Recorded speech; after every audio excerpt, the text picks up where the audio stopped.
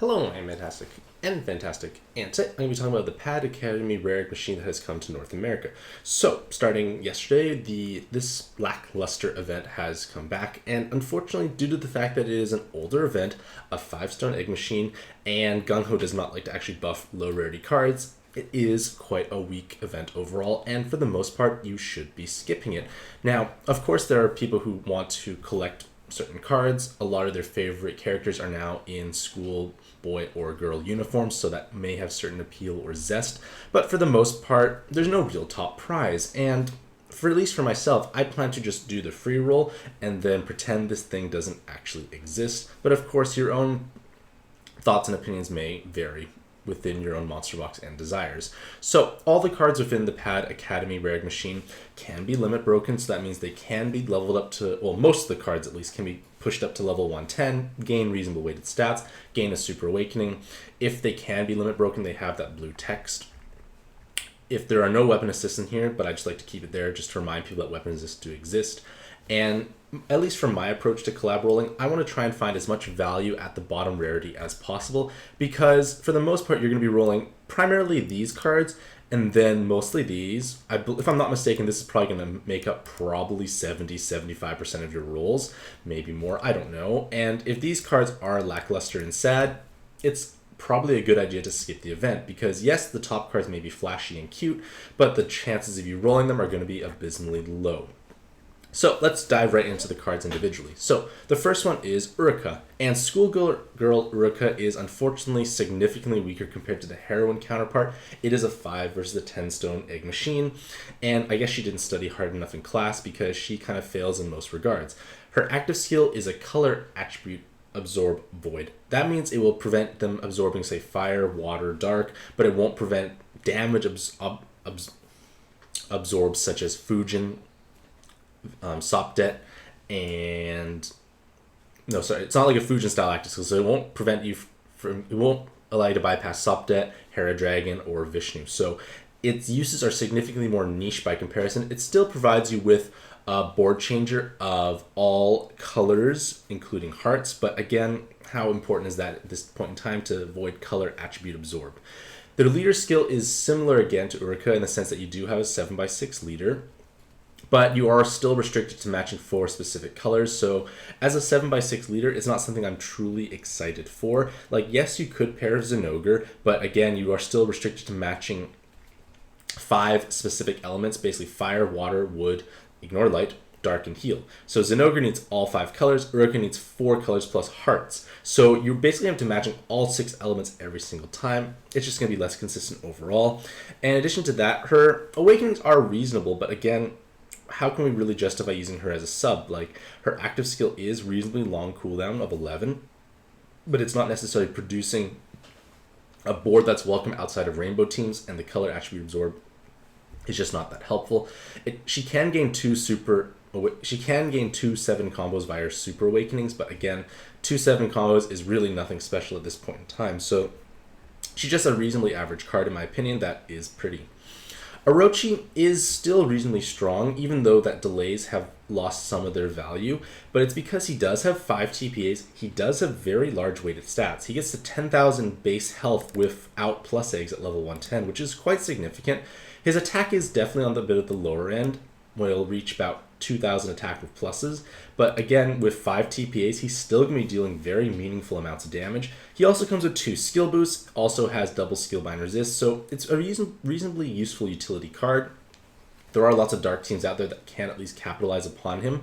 He is god typing, so Dark Metatron can use him, Typhon can use him because the dragon typing, Akuma teams can definitely use it. Like, it just has a decent amount of flexibility, and if you tap into that TPA, he does produce significant amounts of damage. But of course, on the drawback is that his active skill is just a delay. And at this point in time, delays are not that meaningful, because when you think about it, most of the danger spawns cannot be delayed. And then when you can delay something, you probably want to kill it anyways. So it's just a bit of a more of a miss instead of a hit active skill at this point in time. Years ago, delays were like one of the best things to have in the game, but at this point in time, not so amazing overall. So generally speaking, like, we do prefer 7 combos over TPA, but when you have that many TPAs, it can make a difference. Certain farming builds could possibly utilize it because one match can sweep the floor. Ranking dungeons definitely can appreciate it for the 4 skill boosts, 5 TPAs. Like we had the most previous ranking dungeon where Zeus first reigns supreme. You match your TPA, things die. Orochi is a good candidate for that. Next is Academy Akali. So, unfortunately, Kali in any form whatsoever is a sad card, and the Academy version is no exception.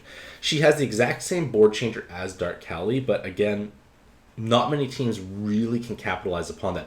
Yes, Rainbow leaders like Zenogre could use Academy Akali's active skill, but we do have lots of options for that. You can just farm Azoth, which is one of the farmable cards from Cosmic Trinity Annihilation, and that's a very good substitute, and he's actually quite strong, in my opinion, overall. Regardless of all that, her leader skill has been significantly improved. She does 4 times damage and reduced damage taken by 25% when matching 4 or more colors. So it's any 4 colors, which does give you some degree of flexibility. And then you get 3 to 5 times attack when you match 4 to 8 connected wood orbs, and this spikes out at 400 times attack and 43.75% damage reduction. So this is actually quite a healthy multiplier, and it does have some scaling component because you match 4 wood orbs, you get 3 times, and 4 wood orbs with a total of 4 colors equals 144 times attack. Not the most outrageously high multiplier in the game, but should be sufficient for plenty of content. So the thing is, why is this leader not going to be that strong? The main reason is, well, when you were a Rainbow leader, you are going to have the hurdles of activation consistency. Yes, you only need 4 out of 5 colors, which helps, but it does definitely limit the type of board changes you can use. But the fact that you need to have lots of wood orbs at the same time to really ramp up your damage is going to be a bit problematic because, again, you can't use all types of board changers available, and you may not necessarily have enough wood orbs. Furthermore, Academy Akali herself has essentially no personal damage, and when you have no personal damage on your leaders, basically 1/3 of your team is going to be dealing significantly less damage, and that definitely can bring your output down low enough to the point where you're having issues sweeping various non-boss floors. So that is definitely going to be a big drawback overall. And another thing to keep in mind is when you have to require 4 colors, throwing in a follow-up attack could be a little harder. VDP should be at least doable because you're probably going to blob your wood orbs anyway, so you could at least blob them into the 3x3 box. But the point of the matter is rainbow-based teams tend to have a bit more difficulty matching these more zesty patterns overall. So she is a rainbow leader, but things like Zenogre are definitely stronger overall, like because they're just pure rainbow leader. They're not rainbow leader plus an extra mechanic. And without having 4 colors, she has 0 effective health, like 0 bonus effective health, so she becomes quite vulnerable. Again, 4 colors should be doable, but it is a little problematic.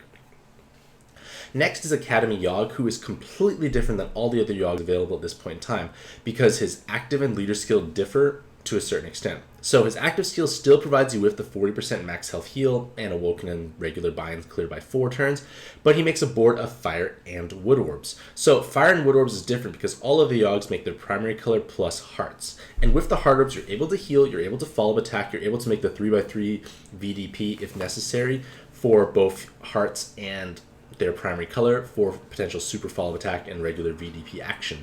So by removing hearts, in my opinion, this is a big step down in terms of active skill potency because it's basically like Christmas Sonia, except you get the healing bind clearing instead of the 2-turn haste. His leader skill is very similar to the regular Yoggs in the sense that he still caps out at 324 times attack, has that massive RCV when below 80% health, and 43.75% damage reduction when matching his specific colors. And in the case of Academy Yogg, it is fire and wood orbs, not double wood. So by needing 2 different colors, he has significantly higher activation consistency, which is great because you're not as reliant on orb changers. You are able to sweep much more content because when you think about it, a given board should almost always have wood and fire orbs present. So that definitely helps you act with your activation consistency without using actives, but when you are using actives, you are more restricted in terms of the type of active skills you can bring because you have to make sure those board changers actually include both of those elements. And that definitely can be a bit of a drawback because it does make it possibly harder to throw in like follow-up attack because you need tri-elemental boards like Verdandis or Yoggs you need to use. You might also need to use other types of board changers if you want to make sure you have enough fire or wood orbs when you have to throw in those follow-up attacks at the same time. Like, it just becomes a little bit harder to navigate because it does lower your available options because all the other Yoggs just basically need to produce 1 color of orbs, which is much easier to do by comparison. In addition to that, their awakenings are, in my opinion, stronger because they have 3 void damage penetrations with their super awakenings, which translates into 15.625 times personal damage. So Academy Yogs with 2 of them are pretty much more than enough damage to VDP through anything. So this does give them a nice little edge over other Yogs when you're trying to farm content, because you just make sure you have 9 Wood Orbs with 3 fire. You're able to put out huge amounts of piercing damage from both leaders. So basically you have 2 cards that are able to pierce through, which should help alleviate the need to bring a burst active. You also have 324 times attack damage. So a nice, powerful, niche farming leader in that sense, where you have great VDP action. And Academy Yogg can definitely be used as a sub because, well, not many other wood cards have triple VDP or that level of high personal damage, so it does give him an extra edge there. So it does open up certain possibilities, but again, he is a little different, so just be aware he's not like a regular Yogg. Next is Academy Lucifer, and his main appeal is that he's handsome, but his active skill reduces your health to 1, which is great for setting up other buttons like Grimjaw or Vitra, who need to be at 1 health to deal their maximum amounts of damage, but he only deals 200 times attack. So in terms of setting up your other active skills for buttons, it is great. You don't need to have multiples of him because you have stronger buttons available, but putting yourself at 1 health can be a little risky, of course. You have to make sure you don't get preemptively hit, and you just need to plan and budget the dungeon out accordingly. Now, for teams that like to be low health, this is still too risky of an active, because when you put yourself at 1 health, unless the dungeon is super short, you have to find a way to heal back up afterwards. Otherwise, you're going to have a bad time. And that is basically what's going to happen, because right now, most of the best HP nuking actives right now are either 50% or something smaller, like Izanagi, Reincarnated Archangel Lucifer. They both reduce your health by 50%, so you're not as critically endangered as you would be here. So mostly a button, and you only need really just 1 of him to set up your health, because we do have stronger buttons available.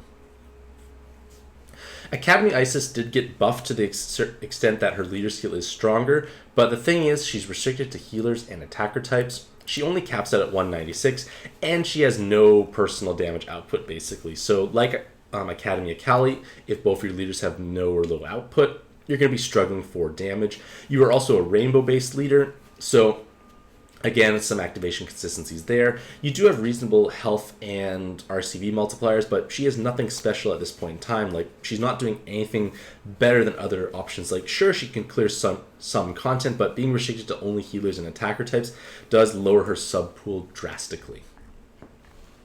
Academy Athena is similar to other Athenas in the sense that she does have many TPAs, but the problem is she only has 1 skill boost, so it's much harder to incorporate her onto teams. If you want to try and farm content fast or like ranking dungeons, 1 skill boost is generally not going to be enough. And then she also mixes TPAs with rows, and you're only going to be needing 1 of those awakenings overall, so which one are you going to really want more? Probably the TPAs, because at least it's fulfilling a different niche. So she's bringing some wasteful awakenings and only 1 skill boost. If those rows were skill boosts, she'd be significantly stronger, because her 4-turn base active cooldown would be much more easy to inherit active skills over top, because she actually brings skill boosts to the team. But otherwise, it's harder to justify her usage. As a leader, it's just too low multipliers overall to really justify. But on the bright side, kind of like School Academy Isis, you are able to make her wear glasses or no glasses based on the evolution you choose, which is definitely a plus side.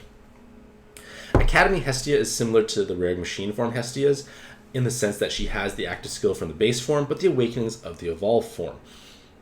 Or is it the other way around? But either way, she combines both the components. But the point of the matter is, she's another color attribute absorb card with a board changer alongside of it that produces fire, wood, light, and heart orbs. So, in my opinion, that is a stronger board changer unless you need rainbow cards like Erika would. But if you're able to have a more mono fire, wood, or light team, this is definitely a bit stronger of an active skill. So even if you don't need the color attribute absorb void, it at least has a reasonable active skill afterwards. But again, color attribute absorb voids are quite niche for the most part. We do have more options available at this point in time, so it's not as special overall. But on the bright side,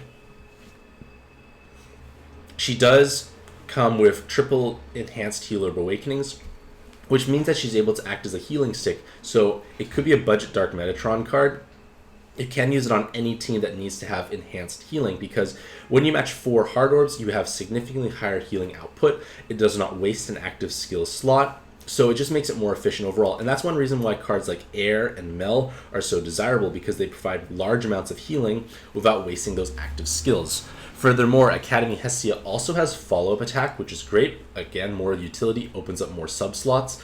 And she also can gain tape resist, reverse super awakenings. Once again, more utility, potentially less less inherits or less certain subs you have to bring for dungeon mechanics. So a nice all-around utility card. Not super amazing by any means, but pretty solid overall. And the last 7-star card is Academy Amaterasu. And she has a very powerful active skill, which is going to be one of her main appeals. She is able to produce a board of wood, light, and heal orbs, so you're able to have, for those monocolored teams, a very desirable board changer. And then you remove all bind and awoken bind skills. So you have the same bind clearing potential as Odin Dragon, but you are inheritable. Furthermore, you have a very powerful board changer. So assuming you're playing those types of teams, this is an incredibly strong active skill, and it's probably going to be the best type of active skill to bring for dungeons, because even if you don't need the bind or awoken bind clearing, you have a nice board changer to go along with it. So it's just solving so many different problems at the same time. The only drawback, perhaps, is that she has significantly less value on 6x5, because she has no real personal damage output, because 10 combo awakening is inconsistent on 6x5. But if you're playing a 7x6 leader, she's going to shine quite bright, because you have the ability to hit those 10 combos on a much more reliable basis. She can gain follow-up attack or 7 combo or tape, depending on super awakening. So her damage output could be quite high, or can she bring strong amounts of utility for the team at hand. Of course, another possible drawback is that if you're playing teams that don't need wood or light orbs, the board changer just adds extra turns to the cooldown, but at least we have a nice, viable, inheritable full bind and awoken bind clearing, and she does come with an orb skin, which means she is purchasable for an IAP bundle. You can buy the IAP bundle and you're guaranteed to get Amaterasu in it, so that could be appealing to certain individuals. Now we come to the 6-star cards, and for the most part, the 6 and the 5-star cards are just quite lackluster. They have low weighted stats, they may not even have limit break for the 5-star level, and you're only really interested in their active skill because you're hoping it provides some value. And unfortunately, half of it is not. She just has a traditional 25% gravity and a time extend buff for 2 turns. So you could override time debuffs, but a gravity doesn't mean much. Yes, she can gain 777 combo, but she offers virtually no other awakenings, and she has very low weighted stats and a reasonably long base cooldown, so it's hard to inherit over top of that lackluster active. And taking all that into consideration, she's just a mediocre to low end damage stick. You probably have better options available and things that can bring at least some utility. Academy Akali is basically like base form Akali, and when's the last time we actually said Akali in a positive light, or even remember to say Akali? It's 2019, not like 2017. So yes, you are a no Skyfall color cross leader. You do have reasonable stats overall in the sense that your multipliers are reasonably high, but you have very few awakenings. Color crosses are lots of effort. You can produce high amounts of damage nowadays for much less effort with much higher consistency, so just an unfortunate card all around. Academy Susanoo used to be stronger because damage reduction used to be an invaluable tool, but now we have leaders and teams that are able to have such high levels of effective health that we don't need damage reduction. It's better to just be able to survive the preemptive naturally and save yourself an active skill slot. So this 50% damage reduction for 5 turns has definitely lost a lot of its edge. He only has 6 or 7 awakenings with super awakenings, so quite empty in that regards as well. 3 skill boosts is nice, but the thing is he's contributing very little to the team otherwise, and again, damage reduction is just not that helpful anymore. Academy Loki can fulfill a niche role of double machine killer with God Killer, but the thing is, 2 machine killers will only produce 9 times damage. Only when you have a machine god spawn will his damage output actually spike up to reasonably high levels, because other than that, he does not offer enough. Like, one reason why Dragonbound Dragon Caller is so powerful is because the cards come with triple killers, which is 27 times damage, more than enough to obliterate a spawn. And Academy Loki will rarely hit that 29 times damage, so 27 times damage. So it's just going to be awkward to work him in. His active skill is basically like other Norse buffs in the sense that you have 2.5 times damage for 3 turns, and you get 2 turns of haste. So it's a lengthy cooldown for 14 turns, which is the same as the gemstone. So maybe you need the haste, but it's probably unlikely. And a gemstone provides you with only 2 turns, but significantly higher burst damage. So in most cases, I would choose gemstone over Academy Loki, unless there's some really niche scenario where you actually need 3 turns of burst, but I honestly feel that would be unlikely. Oh boy, now we come to the 5 stars, which are all just abysmally bad. Academy Third Gear does have lots of awakenings, but they have virtually no weighted stats. And we don't really have a good place to capitalize upon these awakenings, and again, low weighted stats. They're not going to be doing that much. An Orb Enhanced Stick, there are better options available, and again, Orb Enhanced Sticks are even not that desirable at this point in time.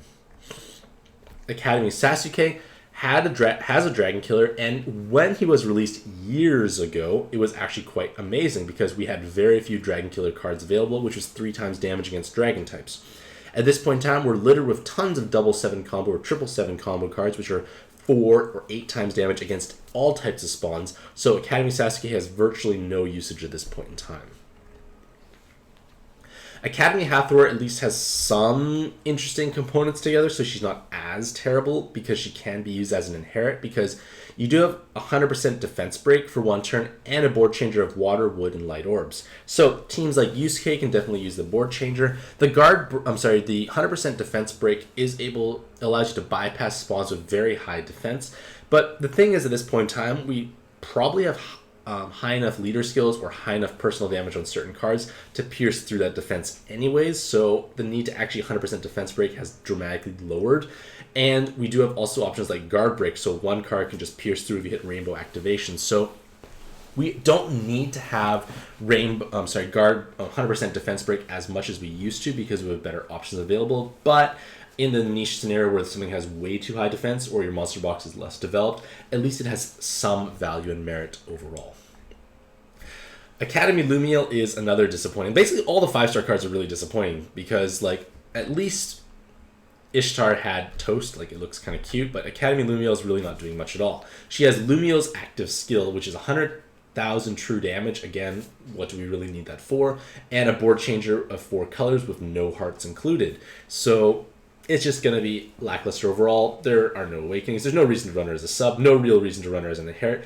I have my Rare Machine Lumiel in my inheritance folder, and I can't remember the last time I actually inherited her on someone, because at least back in the day, when you were facing those pre-draws in Arena 3, that 10 million defense was hard to overcome, and that Lumiel active skill at least let you pass through them. But now, 10 million defense means nothing at this point in time, so just a disappointing card overall. So, in conclusion, Pad Academy is a lackluster event. It has no real top prize. It has several reasonable cards, but again, it's not worth pursuing or chasing. Your Magic Stones are much better saved in higher value events.